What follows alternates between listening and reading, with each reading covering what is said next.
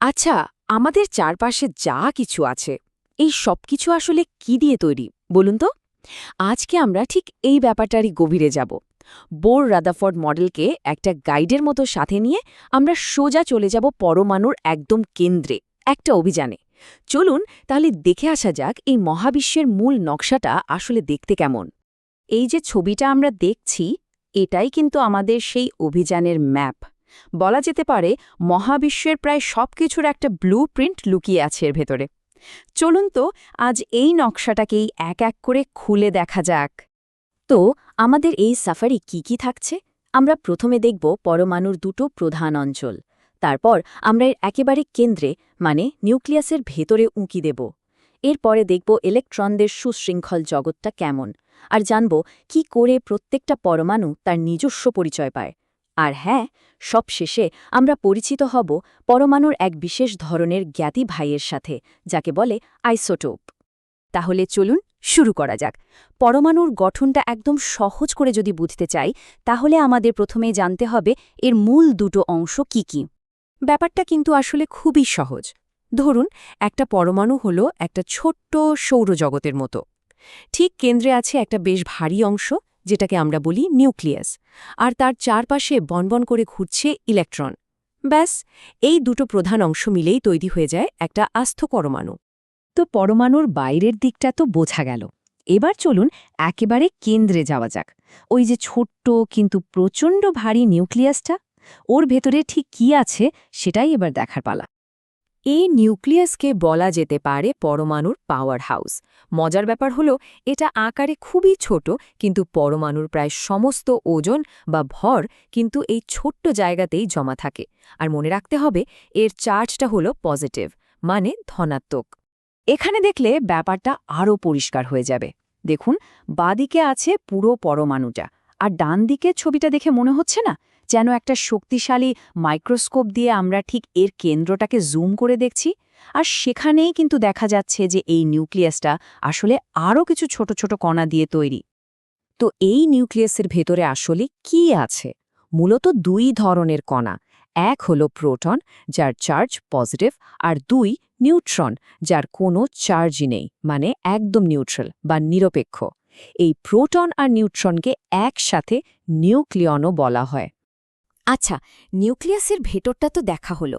এবার চলুন কেন্দ্র থেকে বেরিয়ে বাইরের বিশাল এলাকাটার দিকে নজর দেয়া যাক, মানে যেখানে ইলেকট্রনরা থাকে। এখানে একটা দারুণ মজার ব্যাপার আছে। ইলেকট্রনগুলো কিন্তু যেমন খুশি তেমনভাবে এলোমেলো ছোটাছুটি করে না। ওরা নিউক্লিয়াসকে ঘিরে কতগুলো নির্দিষ্ট রাস্তায় বা কক্ষপথে ঘুরতে থাকে।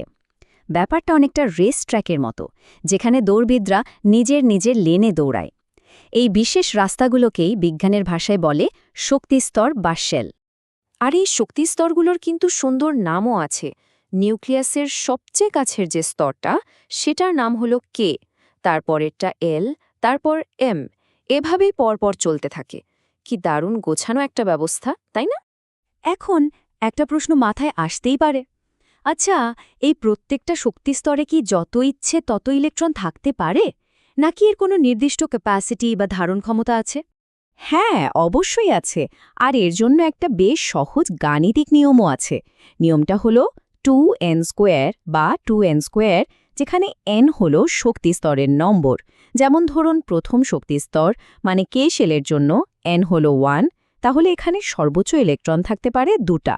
আবার দ্বিতীয় অর্থাৎ এল শেলের জন্য n হলো 2, তাই সেখানে থাকতে পারে সর্বোচ্চ 8টা ইলেকট্রন। নিয়মটা ঠিক এভাবেই কাজ করে। তো আমরা প্রোটন, নিউট্রন, ইলেকট্রন, পরমাণুর সবগুলো অংশই এখন চিনে গেছি। এবার চলুন দেখা যাক এই সব কিছু মিলে কিভাবে একটা পরমাণুকে তার একেবারে নিজস্ব পরিচয়টা দেয়। এখানে দুটো খুব গুরুত্বপূর্ণ সংখ্যা আমাদের বুঝতে হবে। একটা হলো অ্যাটমিক নাম্বার বা পারমাণবিক সংখ্যা। এটার কিচ্ছুই না, জাস্ট নিউক্লিয়াসে থাকা প্রোটনের সংখ্যা। আর দ্বিতীয়টা হলো ম্যাস নাম্বার বা ভর সংখ্যা, যেটা হলো প্রোটন আর নিউট্রনের মোট যোগফল। সহজ কথায় পারমাণবিক সংখ্যা হলো পরমাণুর আইডি কার্ড, যেটা বলে দেয় ওটা কোন মৌল। আর ভর সংখ্যা হলো তার ওজন। তাহলে সবচেয়ে জরুরি যে কথাটা মনে রাখতে হবে সেটা হলো একটা পরমাণুর পরিচয় নির্ভর করে শুধুমাত্র তার প্রোটন সংখ্যার উপর। নিউট্রন বা ইলেকট্রন কম বেশি হতে পারে, কিন্তু যতক্ষণ প্রোটন সংখ্যা একই থাকছে ততক্ষণ সেটা একই মৌল, একদম নিয়ম করা। যেমন 6টা প্রোটন মানেই সেটা কার্বন, সেটাকে আর অন্য কিছু বলার উপায় নেই। 7টা প্রোটন মানেই নাইট্রোজেন।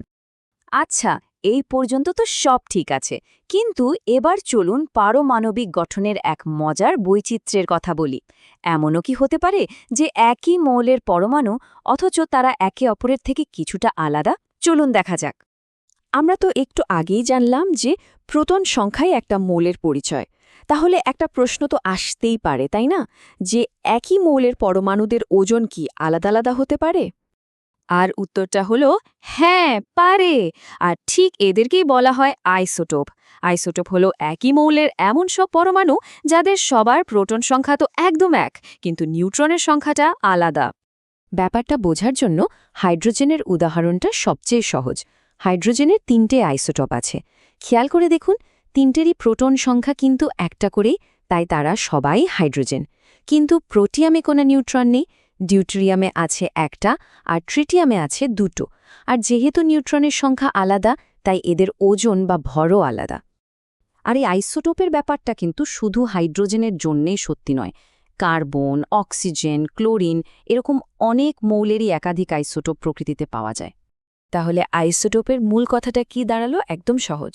প্রোটন সংখ্যা এক, কিন্তু নিউট্রন সংখ্যা আলাদা। ব্যাস, এটাই হলো আইসোটোপের আসল পরিচয়। আচ্ছা, শেষ করার আগে একটা প্রশ্ন রেখে যাই। আমরা তো দেখলাম যে কার্বনের বিভিন্ন ওজনের আইসোটোপ আছে, যার মধ্যে একটা হলো কার্বন 14। আচ্ছা, এই যে বিজ্ঞানীরা লক্ষ লক্ষ বছরের পুরনো ডাইনোসরের জীবাশ্মের বয়স বলে দেন, সেটা কিভাবে সম্ভব হয়? এর পেছনে কিন্তু এই কার্বন 14 একটা বড় ভূমিকা আছে। ব্যাপারটা বেশ ইন্টারেস্টিং, তাই না? একটু ভেবে দেখবেন।